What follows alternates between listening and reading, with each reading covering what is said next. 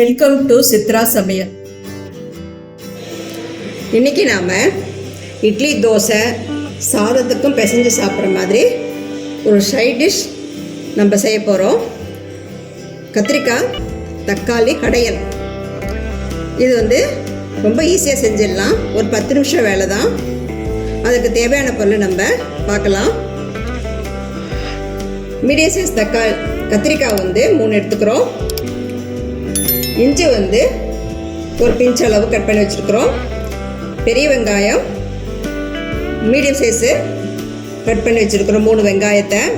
பூண்டு ஒரு 8 பூண்டு இப்போ உரித்து வச்சுருக்குறோம். தக்காளி 4 தக்காளி கட் பண்ணி வச்சுருக்குறோம். சாம்பார் பொடி 1 ஸ்பூன், மிளகுத்தூள் 1 ஸ்பூன், கொத்தமல்லி தழை 1 கொத்து, கருவேப்பிலை 1 கொத்து. இப்போ இந்த கத்திரிக்காவை கொஞ்சம் பெரிய சைஸாக கட் பண்ணி நம்ம வச்சுக்கலாம். கத்திரிக்காய் இதே மாதிரி சின்ன சின்ன பீஸாக கட் பண்ணி வச்சுக்கணும். இதோட பச்சை மிளகாய் 3 நம்ம எடுத்துக்கலாம். முதலே நம்ம கட் பண்ணி வச்சா கத்திரிக்காய் கருப்பாயிடும். அதனால் நம்ம செய்ய ஆரம்பிக்கும் போது தான் கட் பண்ணி தண்ணியில் போட்டு வச்சுக்கிட்டோம்னா ஈஸியாக எடுத்து செய்யலாம். இப்போ நம்ம செய்ய ஆரம்பிக்கலாம். கேஸ் ஆன் பண்ணிவிட்டு ஒரு வடைச்சட்டி, அடிக்கடமான வடைச்சட்டி வச்சுக்கணும். ரீஃபண்ட் ஆயில் 3 ஸ்பூன் விட்டுக்கலாம்.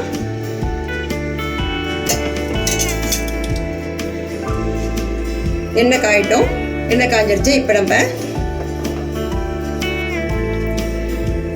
இஞ்சி போட்டுக்கலாம். கூட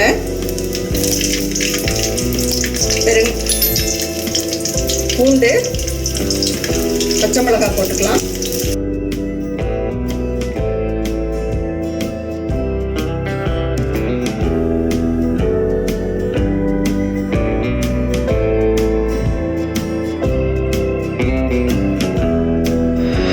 கூட வெங்காயம் போட்டுக்கலாம்.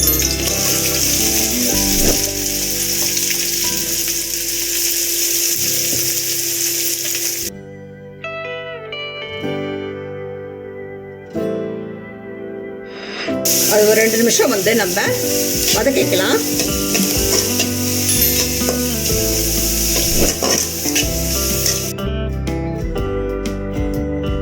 பாருங்க, நல்லா வெங்காயம் நல்லா வதங்கி வந்துருச்சு. கூட தக்காளி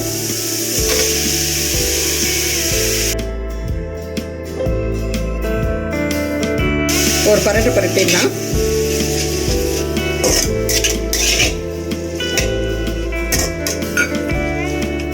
இப்போ ஒரு மீடியம் சைஸில் கேஸை வச்சிடலாம்.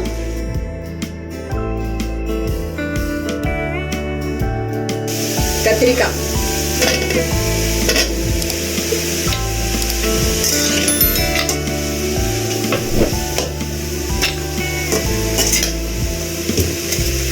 தக்காளி, வெங்காயம், கத்திரிக்காய் எல்லாம் நல்லா வெந்து வரத்துக்கு உப்பு போட்டுக்கலாம். 1/2 ஸ்பூன் உப்பு போட்டுக்கிட்டோம். கொஞ்சம் 5 நிமிஷம் நல்லா வெந்து வரட்டும்.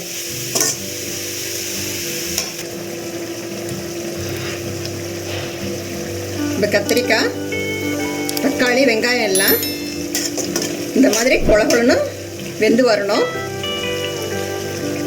இந்த நேரத்தில் நம்ம சாம்பார் பொடி, மிளகாத்தூள்,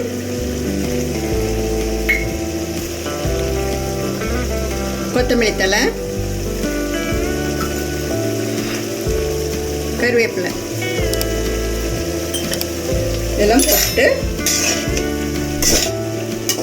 இன்னும் ஒரு 2 நிமிஷம் நல்லா வேக விடலாம். இந்த சாம்பார் பொடி இந்த பச்சை வாசனை நல்லா வறுக்கும்ல, அது போகிற மாதிரி ஒரு 2 நிமிஷம் வேகட்டும்.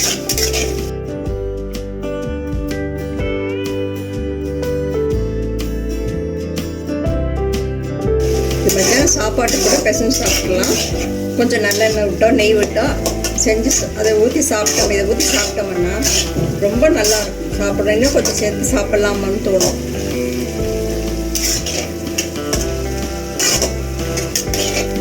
பாருங்க, ஒரு நிமிஷம் ஆயிடுச்சு, இந்த பச்சை வாசமும் போயிடுச்சு. இது ஆறினப்புறம் மிக்ஸி பவுலில் நம்ம போட்டு நைஸாக அரைக்கக்கூடாது, இந்த பல்ஸில் போட்டு கொஞ்சம் கொரகொரப்பாக அரைச்சி எடுத்துக்கணும்.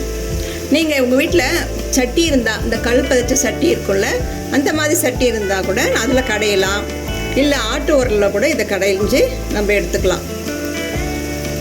வாங்க, கேஸ் ஆஃப் பண்ணிவிட்டு இதை வந்து ஆற வச்சுட்டு நான் வந்து மிக்சியில் போட்டு எடுத்து காமிக்கிறேன். மிக்சியில் போட்டு இந்த மாதிரி அடித்து எடுத்துக்கணும் நம்ம. இப்போ இதுக்கு ஒரு தாளிப்பு நம்ம கொடுத்துக்கலாம். தாளிப்பு கரண்டியில் வந்து எண்ணெய் ஊற்றி கடுகு உளுத்தம் பருப்பு கருவேப்பிலை போட்டு தாளித்து இதில் ஊற்றிடலாம்.